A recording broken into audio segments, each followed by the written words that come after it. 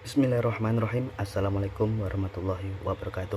Selamat datang di Bas Channel. Di video ini kita akan bereaksi terhadap pidato dari Bapak Prabowo Subianto yang menyampaikan dalam pidatonya Indonesia siap mengevakuasi 1000 pasien Gaza yang akan dirawat di Indonesia nih guys.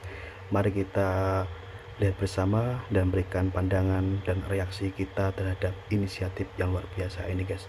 Sebelum lanjut nonton, silahkan klik tombol subscribe, like, komen, dan share. Dan jangan lupa klik tombol loncengnya biar tidak ketinggalan video terbaru dari Bas Channel.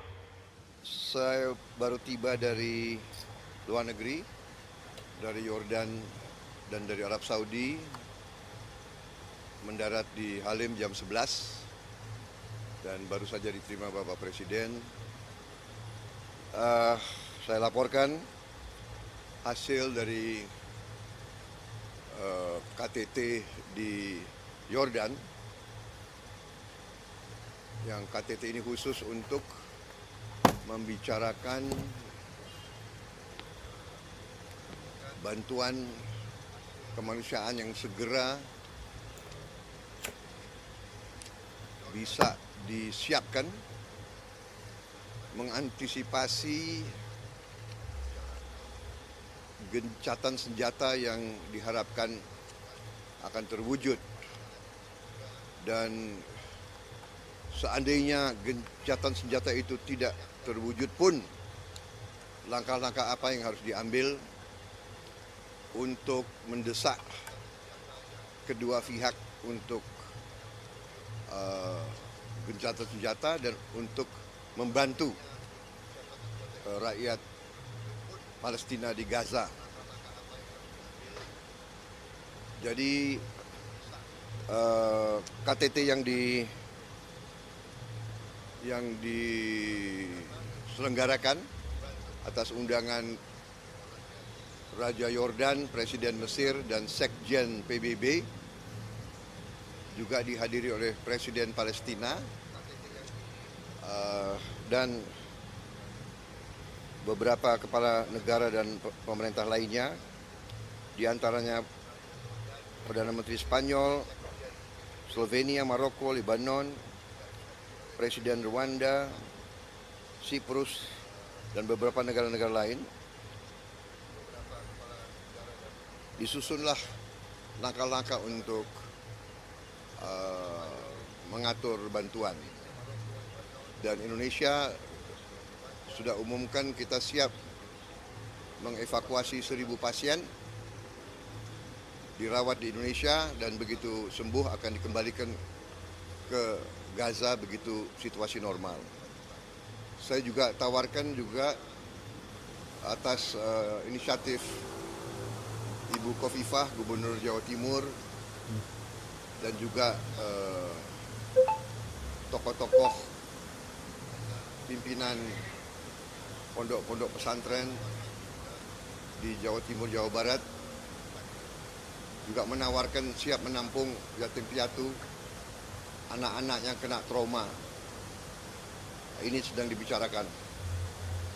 Kemudian kami juga waktu itu menyampaikan Indonesia siap mengirim tenaga dokter dan perawat untuk mengoperasikan rumah sakit lapangan di kawasan Gaza. Ini sedang dibicarakan dengan beberapa pihak.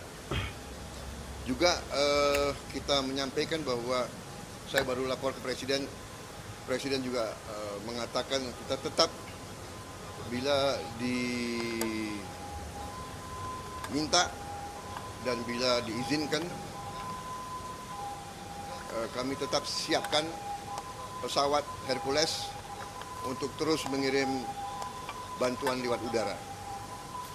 Dan apabila diperlukan, kami siap kembali mengirim rumah sakit, kapal rumah sakit.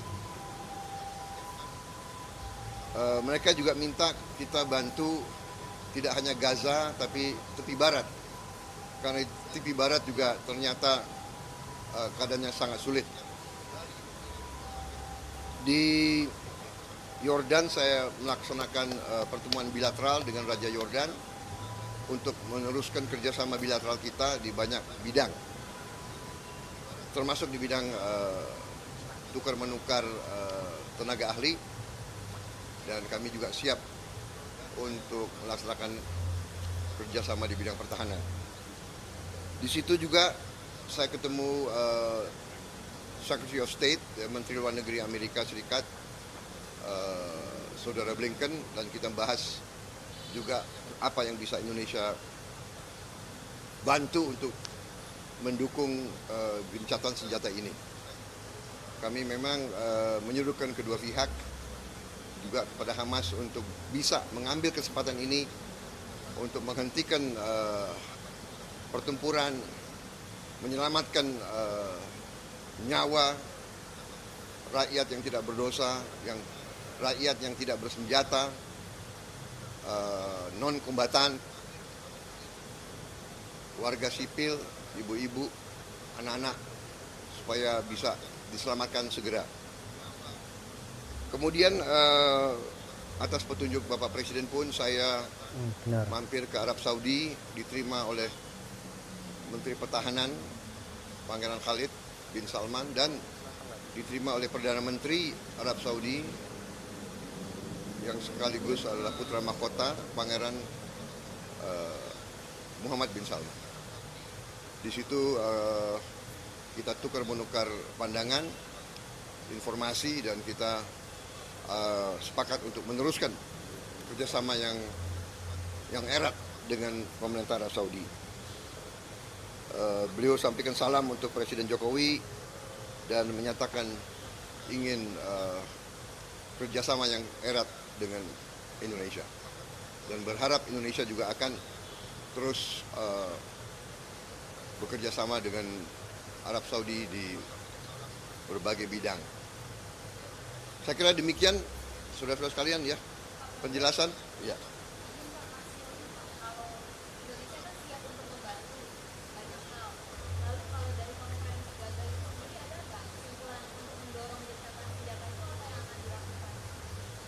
Ya,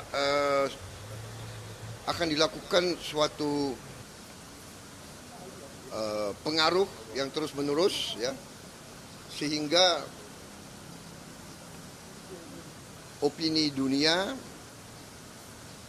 yang nanti diwakili oleh pemerintah-pemerintah negara-negara di dunia, kita berharap meyakinkan terutama pihak Israel untuk menghentikan serangan-serangan mereka. Sebagaimana kita ketahui, ya, dalam beberapa minggu ini sudah beberapa negara Eropa sendiri yang sudah menyatakan mengakui Palestina. Dan juga di PBB juga mayoritas anggota PBB sudah menyatakan mengakui Palestina, minta Palestina diterima sebagai anggota PBB. Dan Dewan Keamanan PBB yang terakhir juga mengendorse usul gencatan senjata ini. Jadi tidak ada veto dari negara manapun. Ini saya kira suatu langkah yang langka. Jadi kita lihat ada suatu sesuatu hasil. Kalau umpamanya Israel tidak mau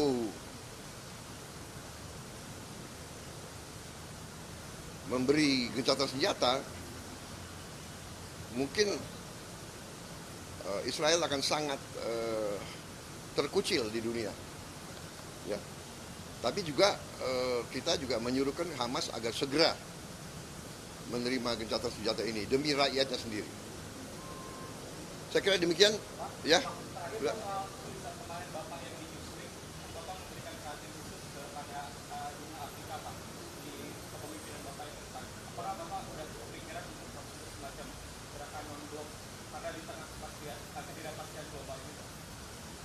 Saya kira saya nggak berpikir kita perlu bentuk gerakan-gerakan lagi, ya. Saya kira juga sudah banyak, ya. Ya, jadi yang penting bahwa Afrika ini sekarang melihat ke kita. Saya ketemu dengan Presiden Mozambik juga kemarin dan Presiden Kagame dari Rwanda. Mereka sangat melihat ke kita.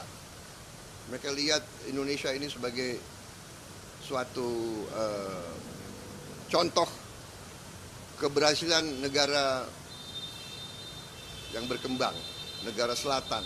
Ya. Langkah-langkah kita, keberanian kita untuk hilirisasi, ya, dan